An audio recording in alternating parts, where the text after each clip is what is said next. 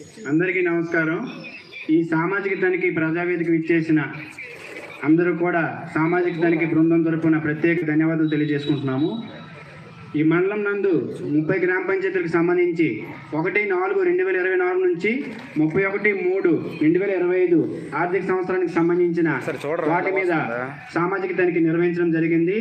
ఈ మండలంలో మనకి 2వ తేదీన కోఆర్డినేషన్ మీటింగ్ పెట్టి ప్రతి గ్రామ పంచాయతీకి సంబంధించిన రికార్డు గురించి చర్చించి గ్రామ పంచాయతీలోకి 3వ తేదీ నుంచి గ్రామ పంచాయతీలో సామాజిక తనిఖీ నిర్వహించడం జరిగింది. అయితే ఈ మండలం నందు 24-25 ఆర్థిక సంవత్సరానికి సంబంధించి 30 గ్రామ పంచాయతీల్లో ఉపాధి హామీలో సంబంధించి 951 పనులు చేయడం జరిగింది.